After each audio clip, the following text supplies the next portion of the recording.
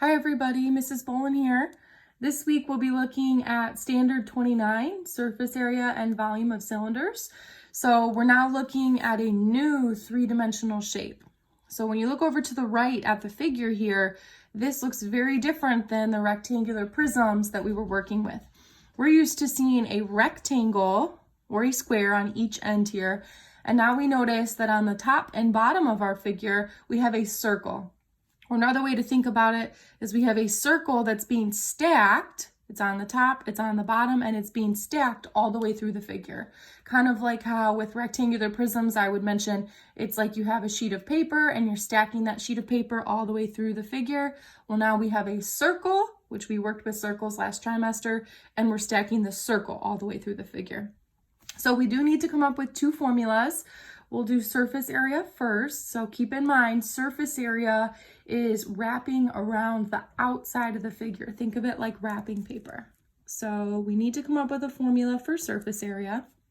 And let's first talk about wrapping around the circular part of the figure here. So if we wanted to take wrapping paper and wrap around the outside of the figure in a circle, we would have to wrap around the figure up at the top, at the bottom, at this height, at all different heights in the figure.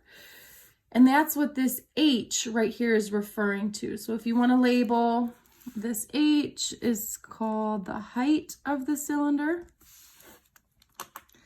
And we will need that in our formula. That is our height of the cylinder. And then the piece that I highlighted in green here, we learned a name for this. You can think of it as like the perimeter of the circle, but when it's a circle, we wouldn't call it perimeter. We would actually call it circumference. So that is the circumference of the circle, or you can think of it as the perimeter going around the outside of the circle. So if we wanted to wrap in a circle around this cylinder, we would have to find the circumference at the top, at the next height, at every single height here on the cylinder. So one way that we can do that is we can multiply our height by our circumference. So we would do height times circumference. The height, you're going to see it in your figure. It's always going to be labeled. That's how much the circle is being stacked. However, for the circumference, we need a specific formula, and we'll talk about that formula in a moment. So we took care of wrapping around the figure by doing height times circumference, but we now need to take care of the top and the bottom of the figure. And notice this figure is fully enclosed, so there is a top and a bottom. So we're going to have to do 2 times, we could call it our base, and I'll use a big B for a base. You'll see me using big B for bases for majority of our three-dimensional shapes here on out. And base, I'm just referring to the base as the top and the bottom. So in this case, our base is a circle, but you could have thought back to last week and the week before when we were working with rectangular prisms, our base was maybe a rectangle. So we do need to break this down a little bit more. So I'm going to make a note here that there are 2 other little pieces. So I'll say where, and we need to say what does circumference equal and what does our base equal. So our height, again, is going to be labeled on the figure. That's how much that circle is being stacked. The circumference, we learned that last trimester. The distance around the outside of the circle you can find by doing 2 times pi times our radius. So that's pi 3.14 and continues on, but we will always use the pi button just like we did last trimester. So that's for our circumference. And then our base, you need to consider what is your base. And we can look at this and see our base is a circle. We're not going around the circle. It's all the flat space that makes up this flat bottom and this flat top on the circle. So really you're finding the area of this circle. So our base will be pi times radius squared. So that's your big B, your base. Seems like a lot of little components here, especially compared to the rectangular prisms. However, it is not that bad because we have worked with circumference, and then the big B is essentially area. We have worked with these two in great detail last trimester. So I always like to consider these two as some scratch work that you have to do before you can plug them into your big surface area formula for a cylinder. All right, the volume formula is much simpler. So in order to find the volume of the cylinder, and we kind of already began talking about it, you can think of the fact that you have a circle on top and bottom, and it's being stacked all the way through the figure. Or you could say that you have a base at the top and bottom, and it's being stacked all the way through. So if you want to find volume, you're trying to fill, say, the inside of the cylinder with water. So we could take our base and we can multiply it by our height. So I'll do big B times our height. Our big B, we know I highlighted that in orange. That's the area. And then my height is how much I'm stacking it. And then I will make a note here as well that it is important that we note our height will be given to us, but our base we know is area of a circle, pi r squared. So these are the formulas. I would take a moment. I would be sure that you have these written down nice and clear because you're always going to want to have your formulas in front of you. We are only going to do the front side of today's notes, so I'll do 2 examples for you, and then you'll have 2 to try on your own. So if we go ahead and look at example A, you can see my cylinder is now kind of flipped to the side. That's one way to look at it. So now I have a circle on the left, a circle on the right, and this 12 inches here, that would be my height, how much the circle is being stacked. This 11 inches should look familiar to you, and we even had it labeled up here. We're used to seeing this R in the cylinder. That's our radius. If we look at example A, this 11 is our radius. Radius goes from the center of the circle to an edge, whereas diameter goes all the way across the circle. So we will do an example with diameter, but for this one, radius goes from the center to the edge. So we have a height measurement here, we have a radius measurement here, and we know we have to do some scratch work. So I can make a note, our radius was 11, but I need to do scratch work to find my circumference and to find my base. So you always have a little bit of scratch work to do, and you can look up in our notes, we have our circumference and base formulas. So for circumference, the only thing I'm needing to plug in is my radius of 11. So I can do 2 times pi times my radius of 11 to get my circumference. And then when you go to your calculator, we should be using the pi button. So if you are trying to locate your pi button, if you're using a TI-84 like me, it's underneath the clear button. You would be using the caret button, but you first have to click the second so that you can take care of the second function up here to use pi. So I'm doing 2 times pi, and then my radius is 11. So that's what I have typed in, 2 times pi times 11. Please use the pi button. If you use 3.14, you are chunking off way too many decimals, and it may make a difference in your final answer where you would get it wrong on the Schoology practice quiz. If you don't have a pi button on your phone calculator, say, on Schoology, I did link a great Desmo scientific calculator that you could use. So when I do 2 times pi times 11, I get 69 point, and let's round to 2 decimal places, so 0.12. So I have 69.12 as my circumference. Now for my base, that's really the area of the circle. So we're doing pi times our radius of 11 squared. Again, all I'm doing is plugging in my radius of 11 into both of my formulas that we wrote down. So for this one, again, you're going to use the pi button, and then my radius is 11.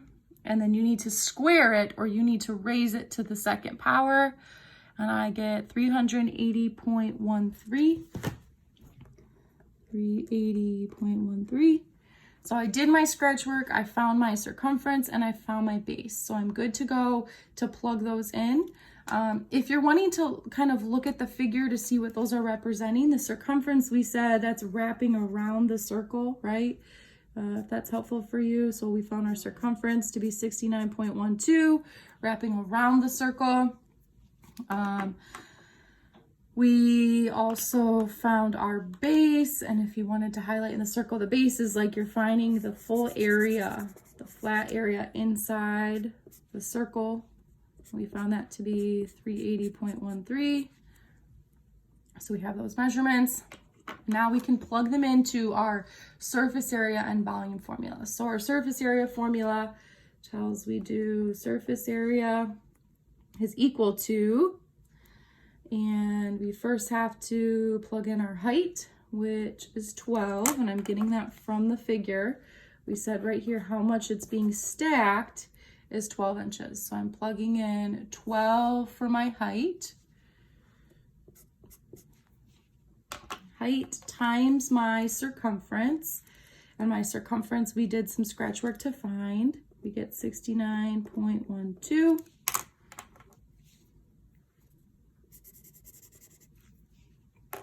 Plus 2 times my base, and my base we did some scratch work to find. It's 380.13.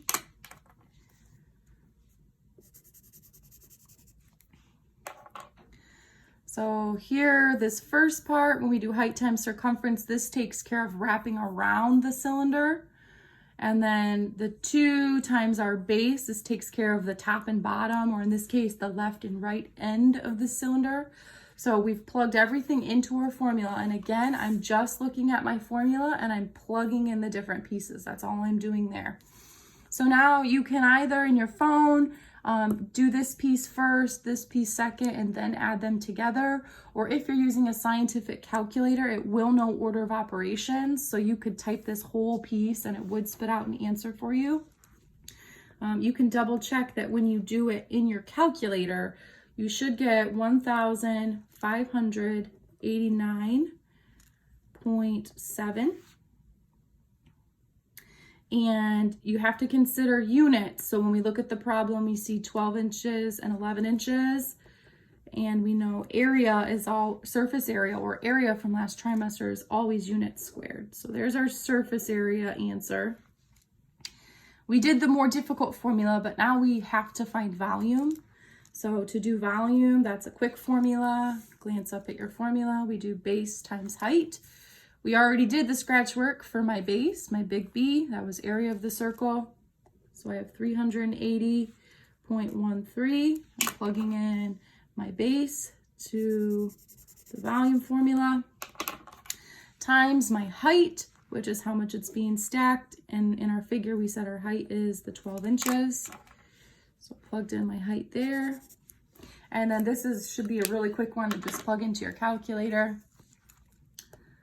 And you can confirm, you should get 4,561.56. And then for volume, these are cubic units. So in this case, cubic inches. So there would be your final answers for surface area and for volume. Again, if breaking it up like this and doing the scratch work at the beginning is helpful, I would do that. If using maybe highlighters or colored pencils to use color like I'm using, that could be helpful. But you do need to write out your work. I know with the rectangular prisms, a lot of you could probably just type those into your calculator without doing any scratch work. But I highly recommend, especially because our surface area formula is quite long, that you do write it down and you do complete the problem step by step. All right, let's do one last example, example B. And on example B, the only thing that's different is that we're not given the radius. So this 14 yards is going all the way across the figure, so that's actually our diameter. The 4 yards here is how much it's being stacked. So you can view it as you have a circle on the top, circle on the bottom, and it's being stacked for 4 yards. So if my diameter is 14, you have to consider what would your radius be, because in our circumference and base formulas, we do not use the diameter. We need to use the radius. If 14 is going all the way across the figure, then you need to take half of that for the radius. So our radius would be 7. So you need to plug 7 into both your circumference and your base formula. So for my circumference, we're doing 2 times pi times our radius. And when we do that in our calculator, we get 43.98. And then for our base, we're doing pi times our radius of 7 squared. And for that, I get 153.94. So again, all I did for circumference and base was look at my two formulas, 2 times pi times radius and pi times radius squared.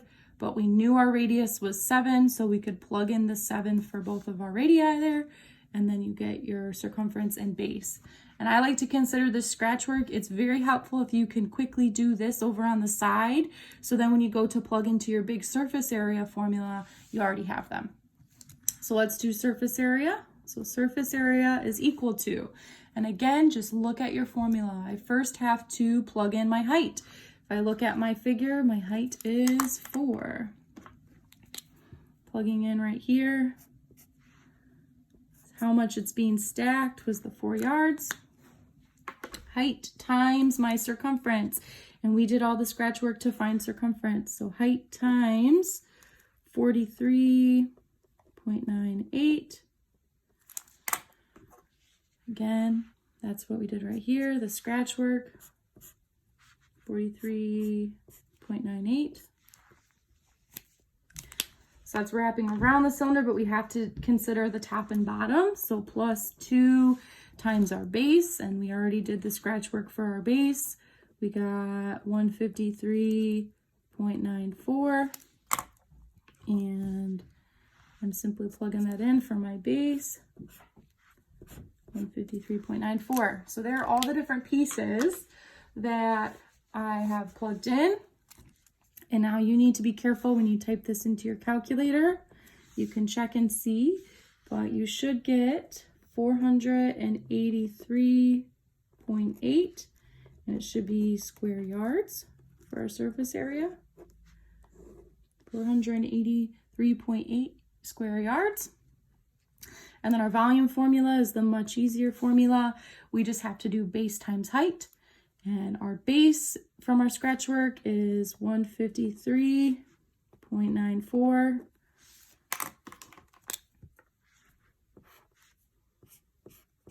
times my height, how much it's being stacked in the figure. And we looked up at the figure, we said our height is 4. So we're doing times 4. So we did base times height there. And when we do that quick multiplication in our calculator, we should get 615.76, and this should be cubic yards. So please make sure you have these two examples written down, and then you'll notice on your notes you have 2 different U-tries. So go ahead, take a moment and see what you come up with for U-try 1 and U-try 2. You can pause the video at this time and then resume when you're ready to see the answers. All right, let's see how you did. So on U-try 1, the cylinder was going sideways and you had a circle on the left and on the right. It was being stacked for 10 miles, so the 10 is your height. The 3 only goes halfway across the circle, so that was your radius. So you're plugging in your radius of 3 into your circumference and your base formula, and you can see what I got for my scratch measurements here. When you plug everything into your surface area formula, I got 245.04 square miles. And then for my volume formula, I got 282.7 cubic miles. For U-try 2, this cylinder was going vertically, or it was going up and down, so I had a circle on the top and a circle on the bottom. It was being stacked for 12 yards, so the 12 is my height. This time you'll notice the 8 yards is being labeled as going all the way across the circle, so that is really your diameter. I wrote out here that if my diameter is 8, I have to take half of that, meaning my radius would be 4. So I'm really plugging in this radius of 4 into both my circumference and base formula. So you can see what I got for my measurements there for those 2 pieces of scratch work. Then when I plug them into my surface area formula, I get 402.10 square yards, and for volume, I get 603.24 cubic yards.